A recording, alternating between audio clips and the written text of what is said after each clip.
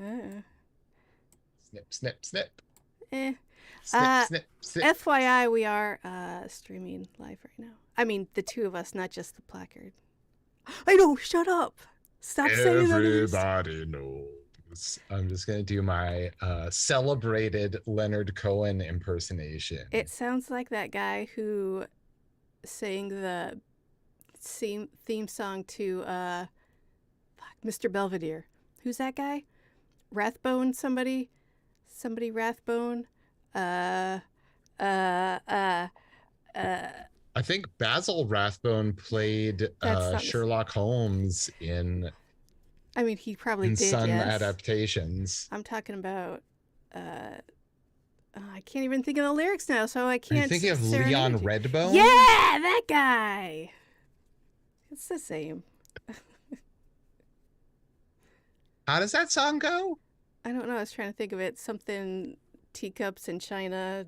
Nobody cares. I don't know. I want to hear a mashup of Mr. Belvedere, Benson, Frasier, tossed salads and scrambled eggs. Yeah, that's the only good thing about that song. What do you mean? I don't know if there's anything else to that song. I don't either. Therefore, it's 100% good. You got me there. Would you like to pick a card? All right, ready? Boop. Oh, there, that one. That's a good one. What do you got for me? Hey, Josh, would you rather be able to erase people's memory or predict the future? Predict the future. Like if you choose erase people's memory, you're an alcoholic. Oh, an alcoholic. Yeah, because you're working. Like if I erase my own memory, maybe it works on everyone else. Yeah. No, that would no. How are those two things even on the same card? Predict the future versus erase people's memory. That's so apples and oranges. I think these cards were written by someone with some serious, I don't know, trauma in their lives, and they feel like they need to put apples and oranges out there. Because why would you want to erase somebody's memory? Because you live in a world of shame and guilt. Right. That's why. Why would you want to erase anyone's memory unless you are ashamed and you need to erase their record of your shame? I can think of no other reason. I can't either. It's diabolical. Yeah. Hey, look, everybody. It's Nate. Wait, hold on. I gotta do this. And then I gotta do this. Oh, there's Josh. And then we're gonna do this again. Right now. Right now. Wait. Okay. Yeah. Actually, okay. I didn't know that we would be like recording. I like just put on a tank top. Let me put on like a shirt, and then I'll also get rid of the glare behind me. Can you hear me? No problem. Yeah, you sound great. Get comfortable. Awesome. Do your thing. We're gonna take. You go by. Okay, BRB. Also, it's nice to meet you. Nice to meet sorry. you. Josh, correct? Yeah. Yes. Josh. Hi, Nate. Get out of here, and I will do intros later. Go. Okay. That was smooth. Did you see how smooth I made that? Right? So nice smooth. work. Thank you. Tressa Maniacs. That's how a professional does it. Wait. I look weird now. Okay. Okay, Yeah, that's just nonsense. I'm going to pick one real quick. Yeah. Would you rather be able to record your thoughts or your dreams while you sleep? I assume they mean your thoughts while you're awake and your dreams while you're asleep. Because otherwise it would be dumb. I mean, I guess if I... Oh, God, no! Neither. No, no. Wow, you had a really strong reaction right there. I have a lot of intrusive thoughts. I don't want to remember those. My entire thought process is intrusive thoughts. No, thank you. I would like to not relive that ever. No. Can you All right. Okay, so Nate, we're playing a game of Would You Rather. Okay, I love it already. And Tressa just pulled a card that she hates. Ooh, I like things that Tressa hates because I like to see her disgruntled. It's true, everyone does. Wait, one quick second. Yeah. He's so tiny. Okay, I was just getting my notepads. Oh, I gotta get my notes. Okay, all right. So what's the rather of Woods? Right. Would you rather be able to record your thoughts or your dreams while you sleep? Record my thoughts or my dreams? Yeah. Oh, wow. Let's go with dreams. Yeah. I mean, all of my dreams are pretty much nightmares, but still, that's like watching a movie. Trying to relive all my thoughts? No fucking thank you.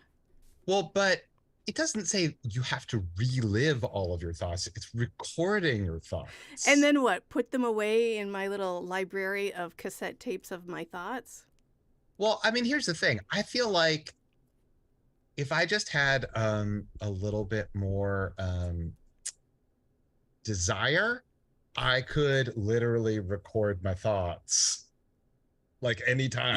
Yeah, that's how I feel too. Like, what's that? There's that Mitch Hedberg joke where he'll think of a stand-up joke in bed and he'll have to like get up and write it down. But if he's too lazy, he has to convince himself that the joke isn't funny. Like, that's how I am. It's like, oh, I could write this down if I really, really wanted to. So yeah, I would feel bad about choosing laziness over being able to watch my dreams, you know? Yeah. I'd be fascinated to see my dreams because I 99.9% of the time do not remember them at all. Oh, really? And never have my whole life. Oh. What? Yeah. I love my dreams. It's very rare that I remember any fragment of a dream even. I wake up like, oh, can't forget this one, and then I'll just usually stay up because it's whatever, but it's usually like, God damn it, Andy, who are you dating now? Who's the affair with this time? I had a girlfriend that would legitimately wake up furious with me for what I did in her dreams. I used to do that when I was young and stupid, and then I was like, oh, wait, that's a dream. Don't be an asshole. My brain is broken, you guys. Okay, so Josh, this is Nate. We met writing comedy and doing stand-up together, and Josh is my friend from the 90s. That's a fact. The 90s. I've heard good things about that decade. Yeah. Oh, no, the place. Oh, okay. It's a physical land. You can return to it anytime. Yeah, in your mind, if you use the right cards. Yeah, it's called Bushwick. So should we get the show on the road? You want to talk about the movie? You want to do one more Would You Rather? What you guys want to do? Let's do another Would You Rather. Yeah, That's kind of fun. Yeah. Mix it up. Pick a card. Nate, please have the honor. Okay. Oh, good one. Good one. That's a good one. I got it already. I knew which one you're going to do. Would you rather wear a onesie 24/7 for a year or a horse head costume for a month straight? Oh, wow. Do we get to pick the month? Sure, why not?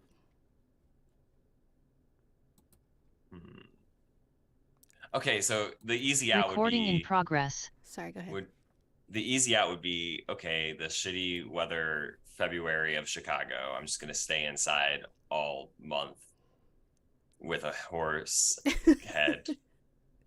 But I honestly think there's something really funny about wearing a onesie for a whole year.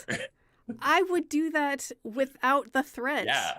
Like if someone was offering me like not a substantial amount of money, but enough to be funny, like I would do it. Like for sure. 10K. I'd be like, yeah, maybe 12. Yeah. 1,000 a month. Yeah. I love a onesie. I mean, there's a lot of onesies, so it depends. If we're talking like a leotard bathing suit Mhm. looking thing, no thank you. If we're talking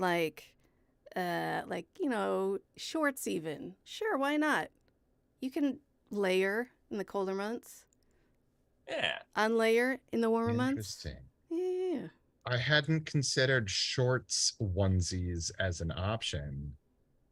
I mean, I feel like with either of these two choices, mhm. it like I'm not put off by wearing something ridiculous for a month or a year either way. But Yeah. I was like, I'm gonna get really warm wearing I think of a onesie as like footy pajamas. Sure. And that just sounds really warm most of the time. And Very as a Mm. person who runs hot and runs and is and hot. runs, that's Oh true. yeah. How am I gonna get my runs in either way? Yeah. So do you have like a running onesie, like a sleeping onesie, a business onesie, or is it like just one singular onesie? Why don't they have business onesies? This is $1 million Yeah. idea. It's called a Well, I feel morph like- suit. Oh, I was gonna say like a romper is kind of like a business onesie. Yeah, for sure. But for men, Yes, know, they like- make men's rompers. Yeah, they're called romp hymns. Oh, stop it, really? I'm not kidding. Like that's actually a thing. You can. It's like a brand, and I kind of want one. Yeah, I kind of want one. I used to have coveralls, but they only make those. Do they make short sleeves? They do. Dickies does. Interesting. Yeah. I almost bought some, but they are very expensive. Yeah, I only had cheap vintage store. Yeah, Army Dickies Navy is store like type ones. knocked up their prices like you would not believe. And they don't even make the cute shirt dresses anymore. I'm pissed. They made shirt dresses? Dickies did, yeah. Huh. They look like little waitress dresses. They're cute. Why would they stop doing that? I don't know. Dickies, you're fucking up left and right. Seriously. Let's clap it in and talk about this dumbass Let's movie. do it. All right.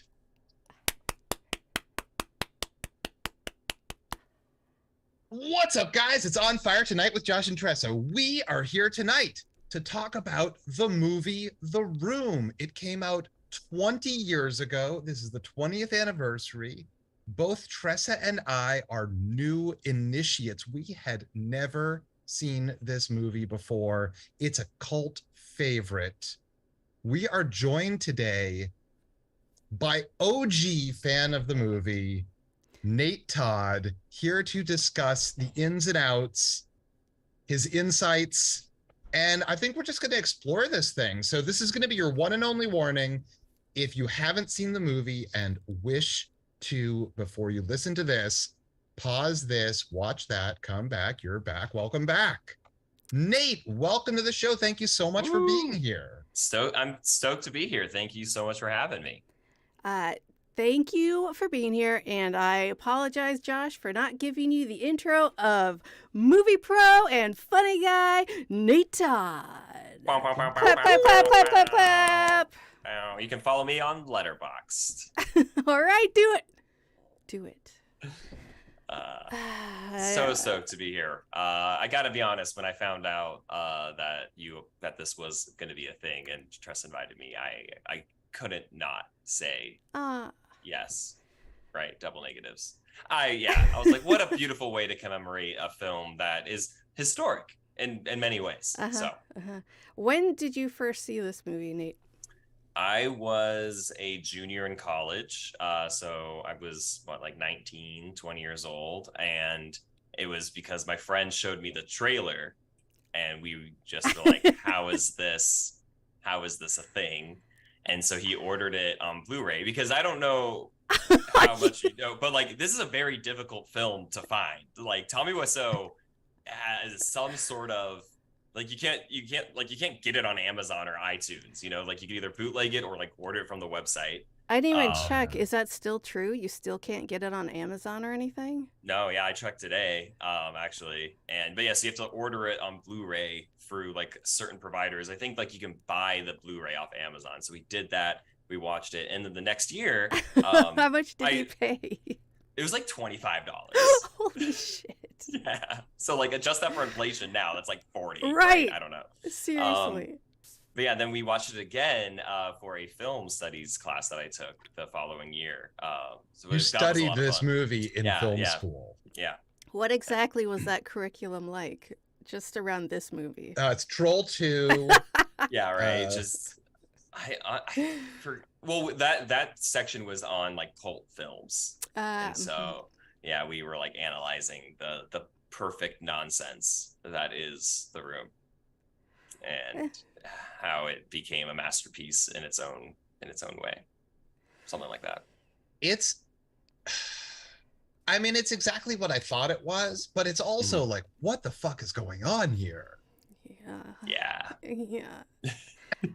I had to make a habit of taking off my headphones anytime someone was naked because no thank you. Oh man. Oh, you can't listen to someone being naked? No, the sound of skin.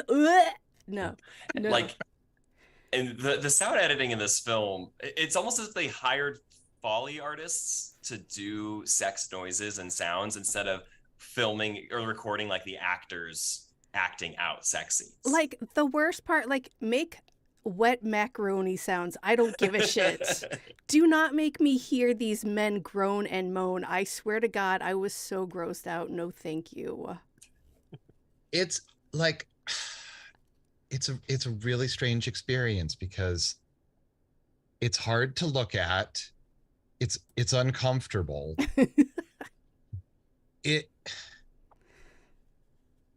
It's just so ponderous, you know, like what was going on here. And like after I watched the movie, I blitzed through Greg Sestero's book, and then I watched the movie adaptation of that book.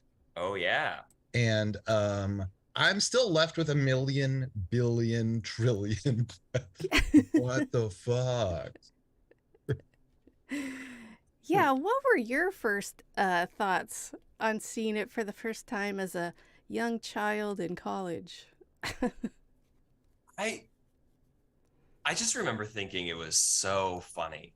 Like I laughed the entire time because it's just, you know, when you have that friend where it's kind of like Jar Jar Binks the movie or something, where like everything that they do is just comical because they're trying to achieve something, but they're failing so expertly. And so I just remember laughing and thinking just everything was just so I remember being like genuinely impressed by like the cringy comedic timing of this. And just Josh touched on it, like you just have so many questions as someone who thinks in more than 2 layers, right? Like any comedian. You just think like, wait, how did the store clerk not realize it was Tommy when he walked in and said hi to him? That scene is amazing. Can we all agree that's the best scene of the movie? Can we it's the best scene because it like the audio is cut to just cut each other off in the worst way. Yeah. I'm going to ask you how much this is and not listen and then just put money down and say keep the change. Beautiful. Hello, how much? Goodbye. Good day. You're nice my favorite customer. What? Who are you thinking? Are you thanking her for the roses or because you're her favorite customer? I love that scene. And if it was the whole movie, I would be like, yeah, I can watch that again. I can't watch this again. I can't watch this again. I mean, I think my big question is like how many people on this production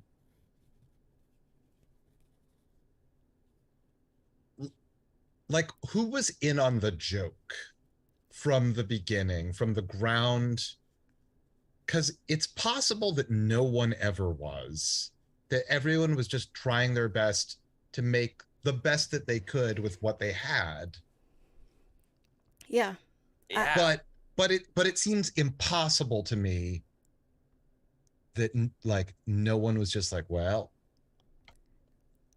this is what it is. I think it like speaks to the nature of Tommy Wiseau's somewhat, I don't want to say manipulation, but like how he had like this vision and he had this influence over everyone because I mean he funded the whole thing. He was paying for everything, right?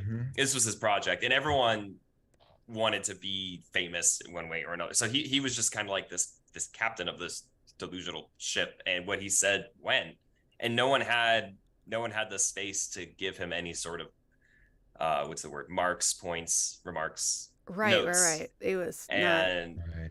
so that's kind of like, when you're just the singular puppet master of it all. Well, it's also like, it's really hard to make a good movie, and it's equally hard to make a bad movie. And when you're in the middle of it, you don't necessarily know if what you're making is good or bad. You just have to like do what, like, if you're the actor, you do what the director is telling you, even if it doesn't make sense, and you trust that there's a vision that's greater than what you understand from the weeds. And this film took like 6 months to film, which blows my mind. Yeah. So many sound stages, so many green screens.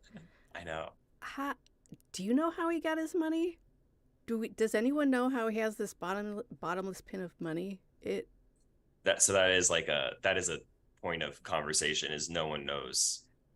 No one knows his age. No one really actually knows where he's from. He's this, like, what's the word, like, anomaly. No one knows where he has his money, like where he got his money from. That's alien time traveler. Yeah, I hope so. Me too. That would make me feel better, I think.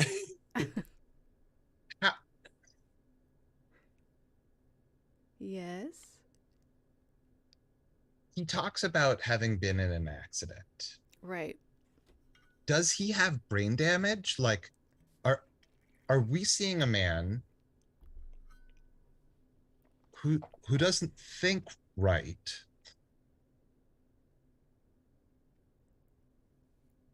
I don't know. I actually didn't know he was in an accident. I mean, yeah. I watched... He references it, but there are no answers in either the movie, the making of book, or the movie of the making of book. I had to watch The Disaster Artist after I watched this, just because I feel like I needed some background. And he does mention that in that, and I don't know I don't know how fictionalized that movie is, and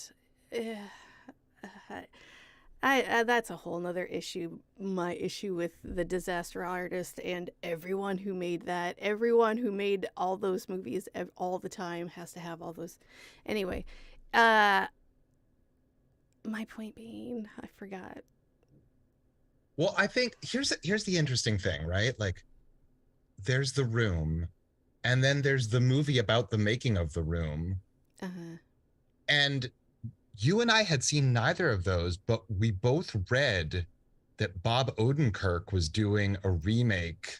And we were where he plays Tommy Wiseau's character, and we're like, all right, I guess we got to watch all of this shit, because like, we love Odenkirk so much.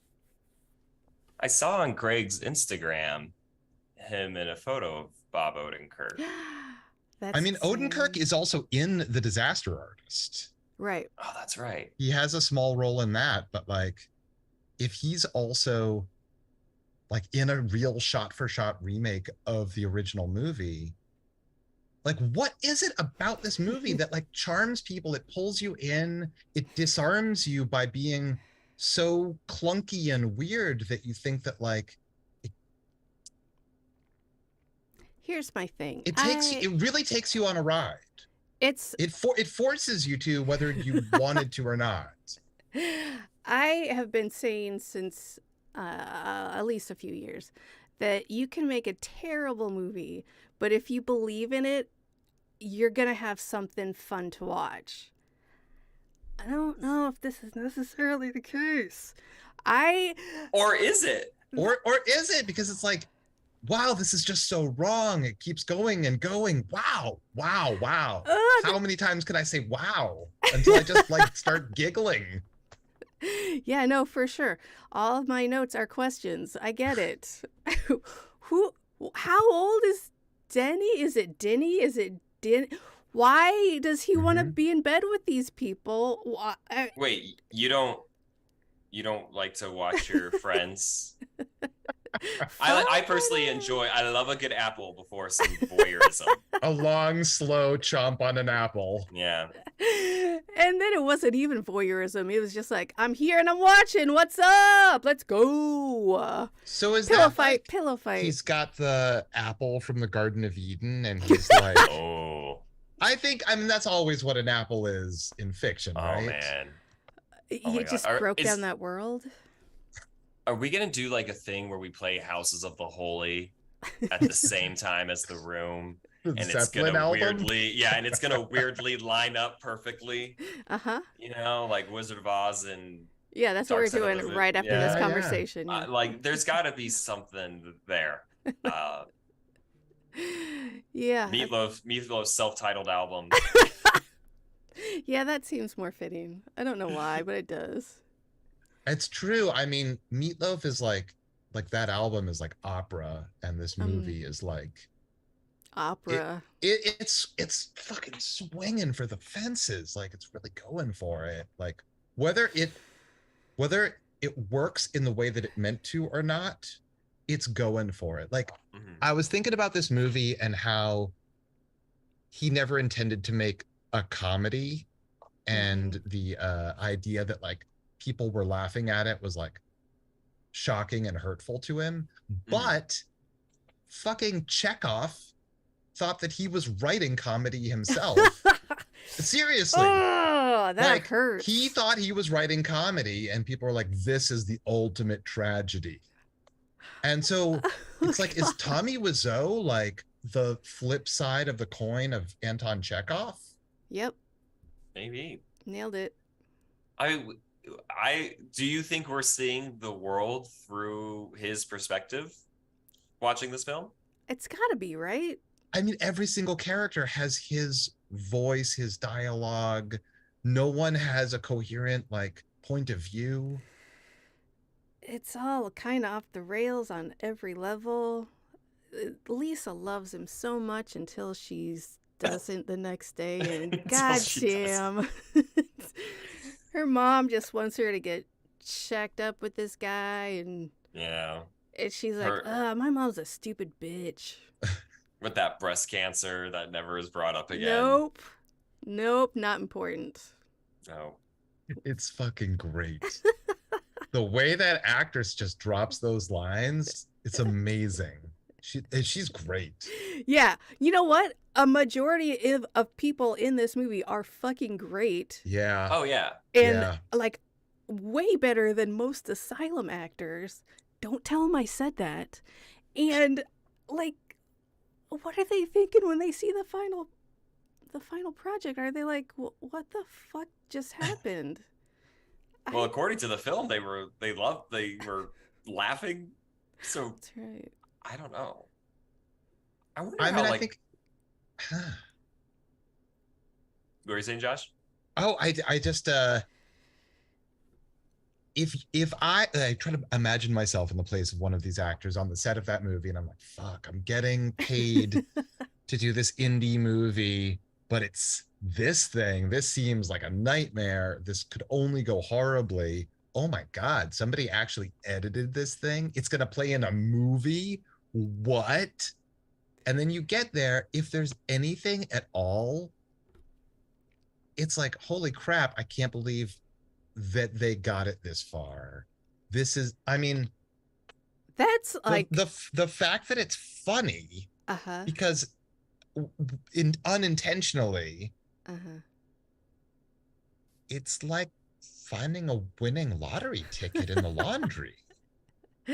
You're not wrong. So do they talk about why it's called The Room? I don't know why it's called The Room. I've heard him say, and I'm probably going to get this wrong, but I've heard Tommy Wiseau say that it's like, it's like life. It's where you are. It didn't make sense, but it was just like, you're always in a room. Yeah, basically. Until you're not, I guess. I don't know. I totally butchered that quote, but it was pretty much spot on. Is this movie sexist? Is this movie sexist? Or is it feminist? Nope. It technically passes the Bechdel test, which doesn't make a film feminist, Is but it? it Does does it? pass. Are you Well, sure? The mom has a name. There's a few women with names, and they talk about breast cancer. Right. But come on, that's barely passing it. And then every other second that those conversations take place are about how she doesn't love Tommy and she's fucking some other guy. Yeah. And how her mom's a stupid bitch. Poor mom. I think it's sexist, but it also doesn't really put men in the best light either. That's yeah, true. it's not like it's not it's like it's not misogynist, if that's what you're saying. It's like, I would say it's anti-humanist. I think you're right. Everyone sucks here. Yeah, like Lisa's like an anti-hero for sure. Really? You know. How? Let's hear this. Yeah, I want to hear this. Bring it. So, and I hope I know what an anti-hero is now that I say that. But no, I'm gonna stand by it because she's clearly a victim of her situation. She is with a man that she does not love and doesn't want to be with, and the mother, the woman that raised her, she's toxic AF, but she's and not is wrong. encouraging her to stay with them. There's like a line in the movie where she goes like, "You can't marry for love, you marry for a house and protection." So like, Lisa did not have a good childhood. We can very much agree on that. And I mean, her mom is trying to exploit her future son-in-law for her friend to get a down payment on a house. Like that makes no sense. Right. That was weird. That was like a throwaway line too. Like, wait, she did what? What? So Lisa's act of defiance, I think, is justified because she is a victim of her circumstance. She can't financially take care of herself. She has a drinking problem that she's pushing onto others, and she drank once. But she got Tommy drunk, and she's like, it was like a glass of whiskey, and they put vodka in it, and she's like, drink this, and I'm gonna put a tie around my head because you know that Tommy Wiseau said that. She's like, put a tie around your head. We're partying. That means you're drunk, you guys. If you don't have a tie, you're not drunk. Everyone knows that. I assumed it was apple juice and vodka because what a delicious cocktail that is. Is it? No. Okay. No. Okay. Appletini? Ooh, I don't know.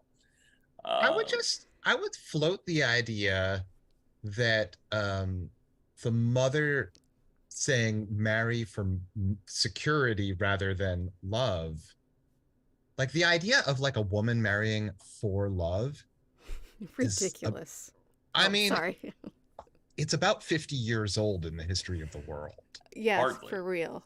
Yeah. Like, actually, hell, I'd say it's like probably 15 years old. Yeah, seriously. I've only been married 23 years, but thank you. Yeah, well, we have our outliers, which is why Tressa is a true. Don't let Andy see this. I guess. I mean, that doesn't mean anything that she does is right, though. She's a straight up dickweed. Yeah, I mean, she seems like a horrible person who's like just a force of malevolence. But so does everyone else. Yeah. I mean, Mark sleeps with his best friend's fiance. Uh-huh. Yeah. He talks on the phone despite the fact that he's very busy. What a piece of shit. What a piece of shit. He befriends children who get involved with drug gangs. What is that kid's fucking deal? He's at least 18. Why? Or is he? Yeah. Why does he just walk in sometime? Why does everyone just walk in? I know. San Francisco, her mom is right. You guys are just asking to get everything stolen. What are you doing? Why are people fucking on your couch? And they're allowing it too. They're like, oh yeah, they come in here and fuck on our house. Yeah, that's what they do. Yeah, that's how we know them. Guys, it's San Francisco. Anything goes. Okay. Oh yeah. I forgot. Are we gonna talk about the belly button fucking or not? Or oh jeez, I forgot about that. All right, so here's the thing. Not just the belly button fucking. It's Tommy's butt. This Not a movie is bad really butt. more about Tommy's butt than anything, right? I mean, it's a nice butt. He Am I he wrong? definitely wanted a. Yeah, he's like it's a muscular butt. Yeah, not a bad one. Much He's nicer than mine. I'm just saying, like, uh I, as I grapple to try to understand who is the man that made this movie, I remind myself that like he really put himself out there in the most vulnerable of ways. Like not just his bare butt, like this whole thing is like really like the most vulnerable showing of a person's like inner workings. Yeah. Yeah, this was very blatantly about him in some way. He wrote and everything else it. There's no way it wasn't. it was. It's as if he. It's clear that Tommy knows cinema because Mhm. he does a nod to James Oh, Dean. really? I didn't notice Yeah. that. But like you could argue, oh, in the TV show Friends, they just walk into each other's apartments, so we're gonna do that, and Mhm. I'm gonna do a "You're Tearing Me Apart." Like, oh God, I forget that movie, but I have seen that movie. Is it With Rebel James Dean. Without a Cause? I have no Yeah. Yeah, idea. yeah, it is. Yeah. And then I had another point to like another example, but then like the other one on top of that would be, oh well, I'm doing a serious movie, I have to do nudity. I honestly think that was his mindset. Is like I have to do the serious things. Yeah. I have to kill myself. I have to have a like we have to have an affair. We have to have the Emotions need to best be friend. high. Yeah. So I think he just threw it all in there, and he's like, we're just gonna do it. Obviously. Literally in your belly button. Yeah. Yeah, no, you got it. That's, yeah, it's a lot, you guys. It's, I just want to jump all over the place because it's just a lot. Mhm. So Tressa, I Yeah, what's am not up? I just don't like know that much about female anatomy. Is the belly button the wrong place to do it? No, why? Well, because the way you're saying it, you're saying Uh-huh. that like doing it in the belly button is wrong. It Yeah. sounds like. I mean, it's, it's just one of the many holes that you can put your wiener in. Okay, cool. All Can we right, so cut that? I'm Can we cut that? That wide gaping hole that every woman has in their stomach. Yes, men love to fuck it. Can we cut that too? I don't. Tressa Jesus Christ. maniacs. Stop scouring the internet for the weirdest things that Tressa Tressa, inevitably says every single episode. what you said was unbelievable. Unbelievable. Thank you. Get it? Get it? Nice. That's good, dude. That's all I got. Nice. No, that's all you needed. So there are two sex scenes in the Mhm. first 15 minutes. Mm-hmm. Yeah. And Uh-huh. yes, and Yeah. Lisa has sex with Tommy again at the end of the day. So that girl put out for three dicks, well, two dicks, one twice. She put out for 3 times in one day, which like go off. Wait, does Yeah. the whole thing take place over the course of one day? No. No, but she All the how fucking sex did. scene, all the fucking did. Ah, Yeah, I well, see. yeah, because like then Tommy goes to work, so Mark comes over, and then Tommy comes back from work. They get drunk and they have sex again. And this is before or all after when they have sex when the little kid is almost watching. She's a grown woman with needs. Yeah. Uh-huh. Yeah. Uh-huh. So Tommy Wiseau, the person, like, I guess it's an unanswerable thing for us here today. Does Tommy Wiseau suffer some injury from a long ago accident? But the manipulator who made this movie happen, who is this guy with all of his secrets? Is he a con man? just like no. is he a guy who's just weirdly private but also like Okay, here's my theory. Ooh, let's do a theory. A theory off. Okay, cool. Okay. I got one. Theory. I don't think he's manipulative. It's that money rules everything. And once you have money, you can unintentionally manipulate anyone. What was the other one? What did you just say after manipulation? Oh, what did I say? Is he just a strangely private person? Oh, yeah. I think that he has a large amount of shame for the fact that he is not 20 anymore. And that's pretty much it. I think that he had this accident, like he said in whatever, and he's like, I had a wake up call. I'm not going to do shit that I don't want to do anymore. I'm going to do what I want to do, and I want to be famous and be in movies. And I think that in order to do that, he knows he has to be young, he has to be handsome, he has to be all these things that some he is, some he's not, and he has to pretend like he is and hope that people go along with it. I think he's very sincere in everything that he does. I don't think he's trying to manipulate anyone. I just think that he thinks more highly of his ideas, his lies, his secrets than other people do. Next theory. I think so. What I want to believe or want to have is like he did some sort of like stolen identity situation. Is he in like the mob? No. Okay. No, I don't think I don't think he'd be able to cover that up. But like, yeah. I kind of want to believe that like he moved to the United States under a guise and took someone's money. But what I actually think is because he's not. I don't think he's from the U.S.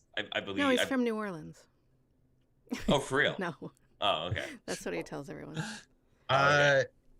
There seems to be like some credible idea that he's possibly from Poland originally. Yeah, that sounds right. Okay. Maybe.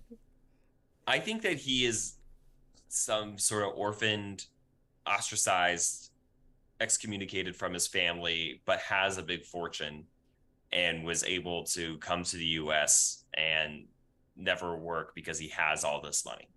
I do think that's like the simple and true answer. And he just doesn't speak about it because maybe there's not much else to say, or there's just little information about it. He wants to make it on his own and not be known as the Prince of Poland. Prince of Right? He's the Prince of Poland. Your theory, Josh. Give me your bullshit theory. I mean, I think you guys are both right. I think probably he came to this country wealthy and didn't have to work and doesn't want to have to talk to people about that, because that's just like, first of all, it's nobody's business if you're rich or poor, and there's no shame in either one of them. Unless you're a billionaire, then you can fuck off. Yeah. There's no such thing as an ethical billionaire. Go ahead. If you're born poor, is that shameful? No. And if the answer is no, then how could it be shameful to be born rich either?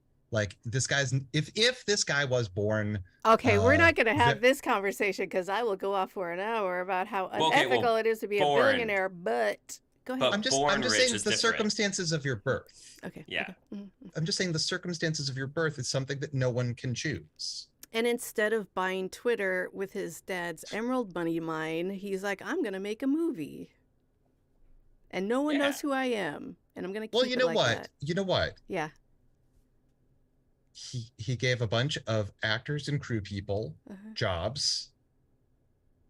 Right? Yeah, for sure. Like this might be a credit that everybody wanted to bury.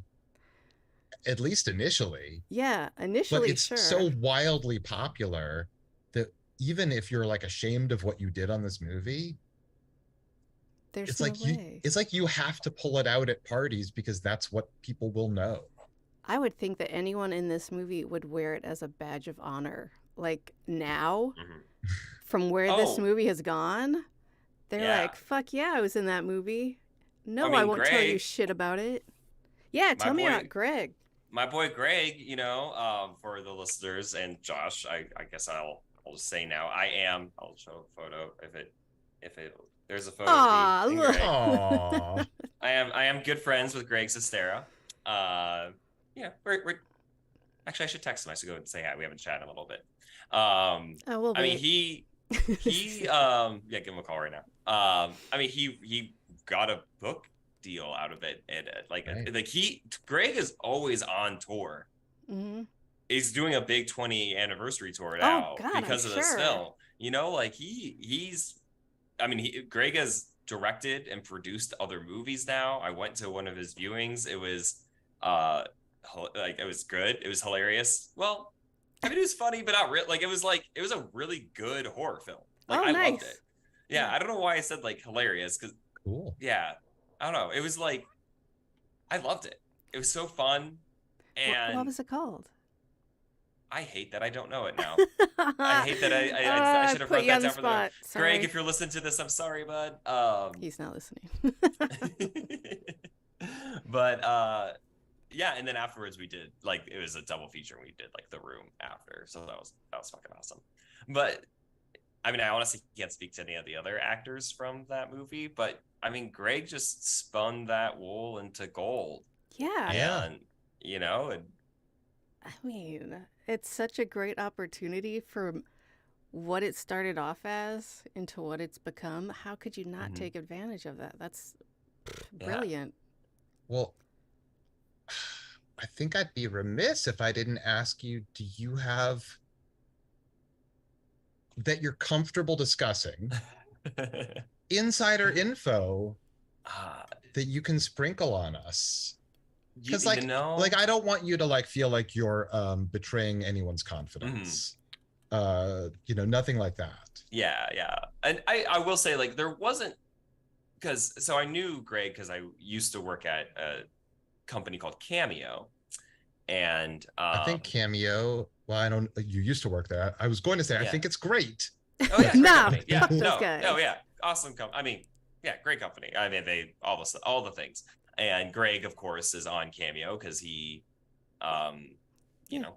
cult actors do amazing. Yeah, right. And so I managed his account, so we got to know each other.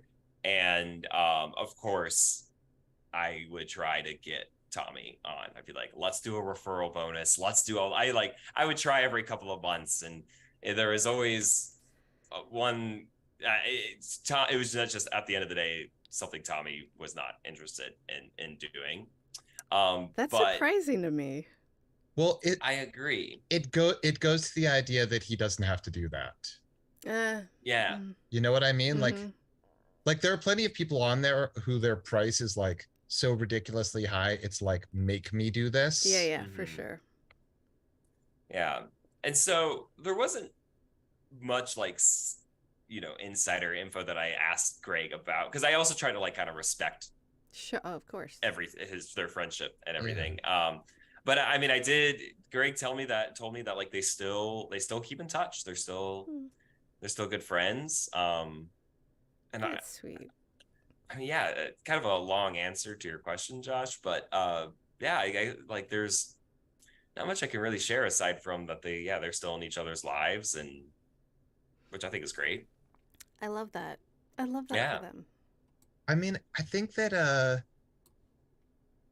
Tommy Wiseau just seems so endearing, he's weird, he's off-putting, but also you're rooting for this guy. I'm rooting. I don't know. I find myself rooting for him. I might be the only one here. Tressa, you look like I just said something crazy. I wasn't listening. I was saying that I'm just kidding. No, I agree with you. Yes, he's endearing. I don't want to hear him have sex, though. Ever again. There's a lot of sex in this movie. Yeah. There's so much sex. Yeah. Yeah. I love the because I rewatched it today. Mhm. Fun fact, you can find it on YouTube. Ah. But it has Italian subtitles the entire time. Oh. And I can read Italian very well because I speak Spanish, and there's a lot of similarities. And I was just having a blast reading out loud the Italian subtitles. I think that they could just do a movie where they just do that. Because like, yes. I don't know any of like like mio dio, like my God. Like I was just like mio dio, Lisa, mio dio. It was fun. But I'm saying all this just to reference a sex scene, which was when I don't even remember their names, but when the guy gets fellatio on the couch, and he does like the "I'm getting a blowjob" face. That guy, the comic like relief guy. Yeah, like the Mike, cross-eyed, like who has ever gotten a blowjob and actually made that face? Like probably someone who never had a blowjob until they died or right before they died. I mean, it's funny to make the face, like. So Josh is saying it's him. He's the one who does that. It's funny. It's funny. It just kind of takes you back. No one can see you do that, Josh. But I know. It just kind of makes you think. Okay, on set, that was instructed. That was a note. Hey, that's not a believable blowjob face. Hey. I'm so glad you brought this up because I really want to talk about this scene in general. It was... Did you say in genital? Yes, I did. Okay, I think this is the same scene. If not, it's a different scene where they're fucking on their couch. Where they're like, oh, I've got chocolate. It's the language of love or some crap. No, it's not. Stop stuffing your face with chocolate. This is weird. Why are you guys eating so much chocolate? Like, you're trying to make out and eat chocolate at the same time. Choose one. Tressa, have you had chocolate? No, it's what's delicious. it like? It's amazing. Yeah, so like why would you want to share it? Like, that doesn't make sense, Josh. I want to keep it in my mouth. Wow. All right. Hey, man. Let's cut that and keep that for a drop. Also, I gotta come back to this scene with you and your mom having a conversation. Sorry, I just left something here. I'm just gonna grab it real quick. It's this silky black underwear that I'm gonna haphazardly kind of put in my back pocket so your mom takes it out of my pocket when I'm trying to leave. What is happening here? That was not his underwear. That looked like a slip. That was huge. That was... Why did he not, if he was so embarrassed, why didn't he try and hide it? He just like had it out like it was a signal at a gay club with a handkerchief back in the 70s. I think they still kind of do it now. I don't want to out myself. So during Pride Month. Right. Ugh. Mike, I believe, was that character's name. Mm-hmm. Mike. Okay. Why? I mean, why was he in the movie to like? I just loved how it was like a terrible improv scene where people would just walk in and be like, "We all of a sudden have." I also want to be part of this scene. Yeah. And then Mark tackled him. That's in my notes. I don't remember that. Well, they were talking about it outside by the trash cans. Okay, sorry, different. Yeah. But it was about, he was like, I left my underwear there, I fucked up or something, and then it was this confessional, this like wacky. I don't like Mike, is what I'm saying. I don't want Mike. All right, carry on. Whatever. Mom's tired. Go from there. Mom's tired.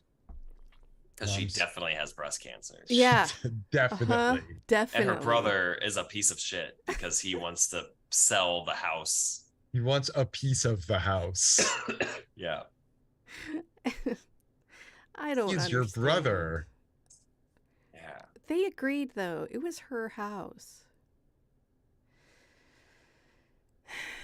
I don't want to make fun of the way people talk. But I really but we're about to. Yep. Whenever you say something and you say but, that means whatever you said before means nothing. Mm.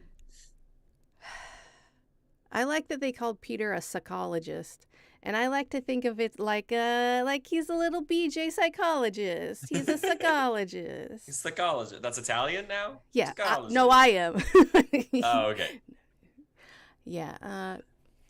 Peter was I great. forgot about that part. Yeah. Is Peter the one with the glasses? Yeah. And like the suit that was like not fitted for him at all? Yeah, even when he had, God damn it, in the tux scene, he had a gigantic tux on too.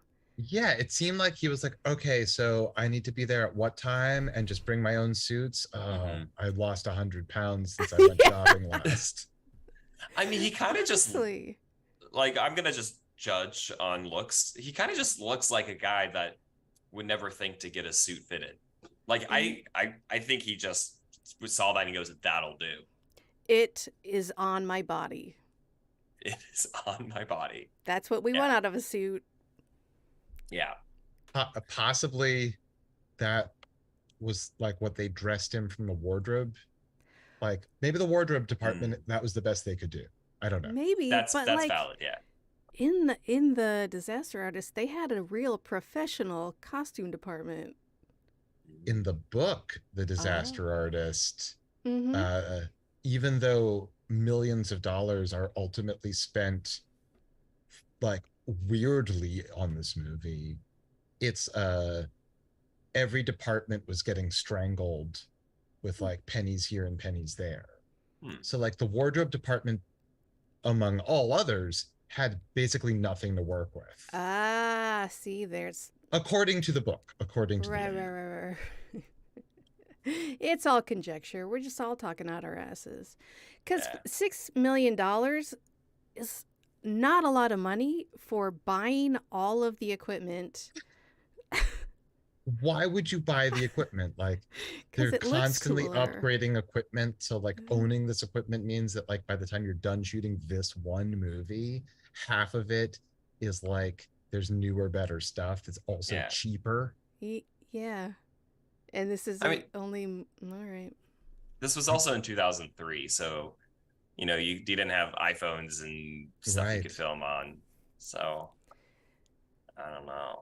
Like he had a full, like it wasn't just his pals doing all these jobs. He had a professional crew. They were shooting 35 and HD when HD was brand new and you could only get like extremely expensive cameras to shoot it. Jeez, yeah. Yeah. Well, he also paid for the room to play in theaters for like a lot of, so maybe that's where a lot of the money went. No, I mean, a good call. Good call. Still, $6 million is very tiny for all the shit that he paid for just making it. Like, that's insane. Think what you could do with $6 million other than live for the entire rest of your life. Yeah, right? Oh my God, that's the dream. Give me $6 million to make a movie and I will not. I mean, they've definitely made it back at this point, right? I don't know. I saw something they made $2 million back, but that might be an old number. I don't know. I mean, if people are buying Blu-rays left and right, I mean, that's got to be something. Yeah. The claim in the movie is that it made a profit. Oh. At least by the time of the film The Disaster Artist, the claim is it made it a profit. I didn't get that far. Oh, there's some cool post-credit stuff with the real Tommy Wiseau. Oh. How was it? I mean, it seems like everybody was like here's the thing. Like my fear before watching that movie is that people are making fun of him or that they're making fun of everyone in the movie. I think there's a little bit of that, but I don't think it was what I feared it would be. Yeah. You know what I mean? Yeah, for sure. Like, I think that anytime you work with people and they're crazy and you have to deal with them, it's fair for you to complain about them. Yeah. Yeah. I had a thought and then it escaped me. And I apologize for that. Was it about Mark trying to throw Peter off the roof unsuccessfully? And he's like, "Oh, Wow. sorry." Yeah, everything's just so casual. I love how quickly they are to like forgive each other and hate each other. It's Yep. really, really a big old back and forth. Jenny, whose age is very, very questionable, is in love with Lisa, but it is okay. It would be much better if all people loved each other. No, that's not what I'm... Okay. So you're not mad? No, she loves you like a son. But that's not what I'm saying, though. I did kind of love that scene in a way. I thought that was very endearing. As someone who has had a crush on someone who was in a relationship and then just, followed it down and moved on. Like, if I had to admit it to someone, that wouldn't be the worst way to handle it. The way Tommy did. Oh, no, not at all. Yeah. Yes, that character. I was like, love wins, Yeah. It's confusing, but the right way to handle it. Yes. And, I mean, I guess, the ending of the movie isn't super great, so. How so? Doesn't really work out for Tommy. Oh, that's too bad. They find a job in a different city or something? If you guys... The florist shop burns down. If you guys had the ability to make a new ending for this movie, you keep everything, but it has a new ending. What twists or turns would you take? That's a great question. Are we kind of staying on theme with the ridiculousness of the film? Yeah, I mean, I think it's hard, even when you like study this movie, to try to match its energy. But I welcome you doing that or not doing that, whatever you choose.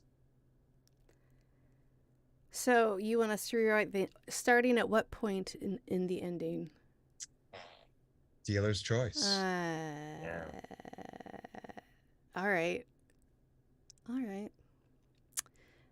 Lisa is pregnant. Dun dun. Yeah. And that's all I got. And it's Mark's baby? Sure. Does Johnny even realize that she's not actually pregnant? I don't remember. Well, she's chugging champagne. Yeah, but she's an asshole. Like, who gives a shit? Because I think she told two people that I have no idea who they were.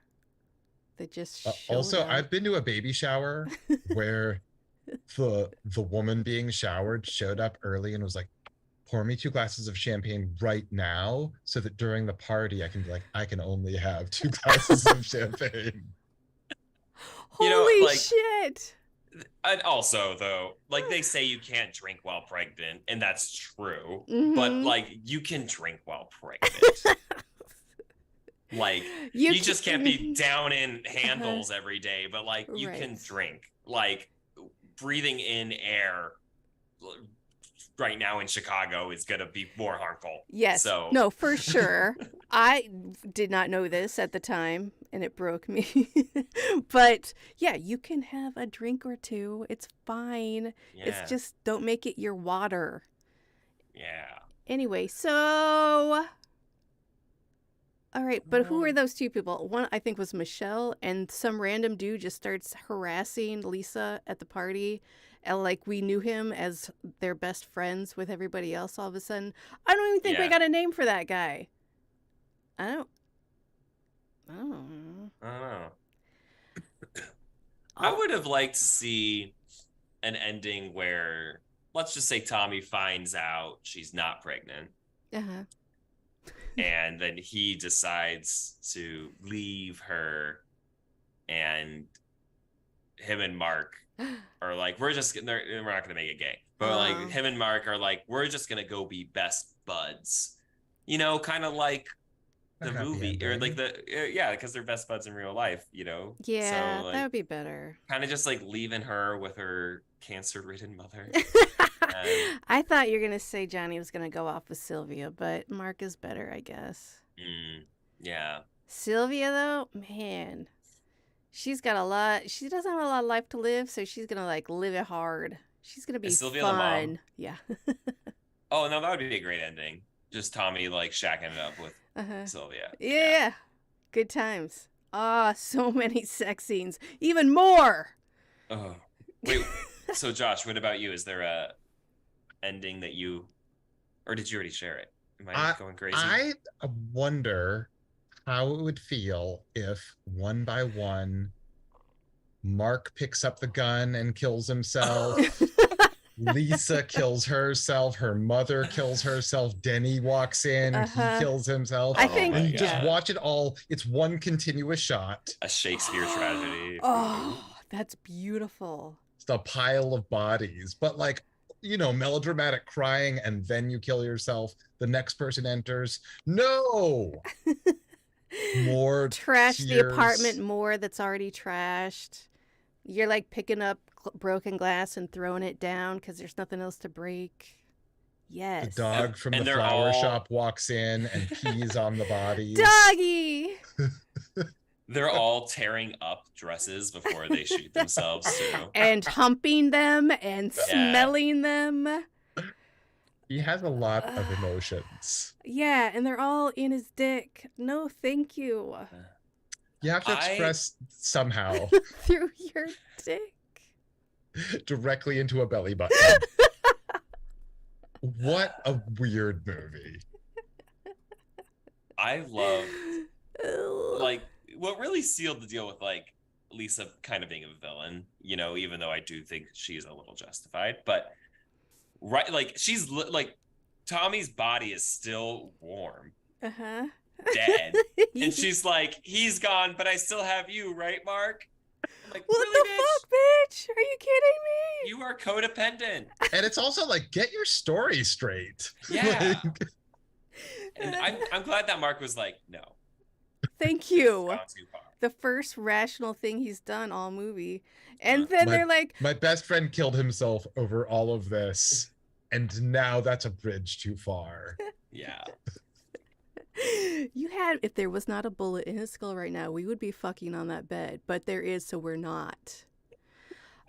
Right? We're both agreed we're not. Because that would be weird. I mean, right? We could. It's not like anyone Did would you see know. that one face the guy made while he was getting a blowjob? That was pretty funny. Pretty funny.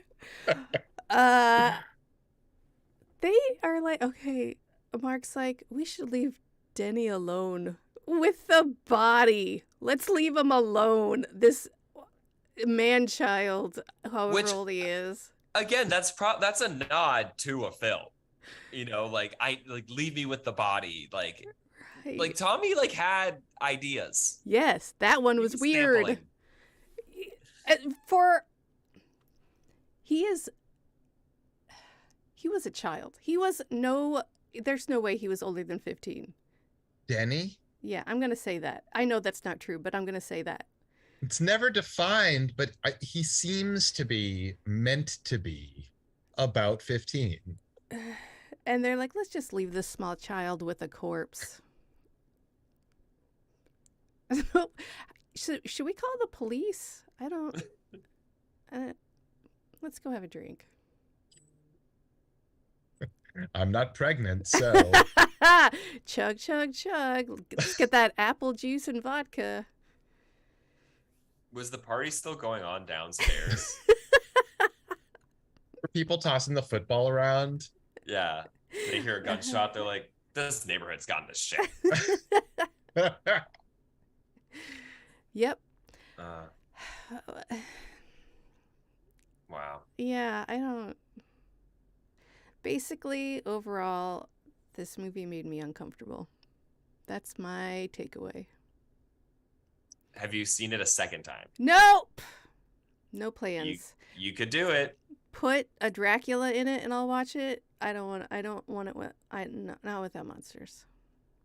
You can go to live viewings where they that I would call out and do stuff. Like, I guess every time when they see a spoon, people throw spoons. Oh, I don't. That's what they did when I saw it. I don't want. Is Don't there like throw all the things. stock photos of spoons in Yeah, frames? yeah, that's what it is. Yeah. I miss that. So I missed it also, but it's written about in the book, The Disaster Artist. So wait, I have to. One of the major points that Greg Sestero, whom you know, makes in the book, and maybe he's talked to you about it, I don't know, is that like Tommy may have been a very profoundly lonely person. And in some ways, Greg says he himself was. And he needed Tommy as much as Tommy needed him. I think that was obvious. I mean, it's it's portrayed without being stated in the movie The Disaster Artist. yeah. But like he really underlines it in the book in a way that makes you like them both a lot. I don't know.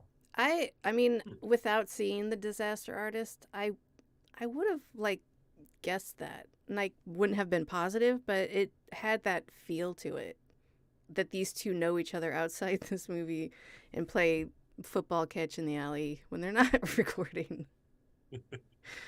What is a football catch? Come on, you guys. I think one of the things that's so crazy about this is that there was no voice of reason that was like, oh, let me just rewrite this dialogue so that it makes sense and insist on like, right, Tommy, you're close, but I can fix this. I can make it better for you. because one person has all the money. Right, but like, people making a movie want to make the best movie they can. Yeah, but I think at the same time, if you've never actually worked in that industry and you just want to, you don't fully understand what goes into it, and that writers, directors, producers, they all get notes. Maybe not producers, I don't know.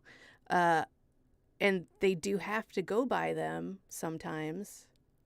And if you're just like, oh, this guy made a movie, I'm going to make a movie too. He just didn't know, I think. Well, but I mean, I think that like if there had been a presence like that, yeah, it never would have been made. It just never would have happened at all. No, for sure. And if it was, if he took notes, it wouldn't have been a good film. Like what makes it what it is because it was created. It is a beautiful, happy accident, Yeah. It's a singular vision that no one could disturb it. Right. What's that quote about Wuthering Heights where it's boring? Something like that, where it's like sometimes the creators don't know they're making a masterpiece while they're creating it, or maybe sometimes they do. I can't remember. It has something to do with Wuthering Heights, but it's just like, and like there's no way that Tommy knew what he was doing, like theoretically and no. and in actuality, he just was just doing what he thought was how you make a perfect movie, and in a way, he did. Yeah. Well, it's like I'm not sure if I'm getting these quotes exactly right or not, but I think that Kurt Cobain said that when they made Smells Like Teen Spirit, Nirvana were trying their best to make a Pixies record, which they failed to do, but in failing to do so, like had this wildly successful thing that was like 100 times more celebrated. Oh yeah. Probably than the Pixies. So it's like when you try your best to make what your heroes have done and you try to like emulate them, but you fail. Sometimes your failure is better than their success. Damn. Yeah. Right? Yeah, 100%. Yeah. And I think there's also something to be said on when you try too hard to be something that you're not, right? We're going to see something terrible.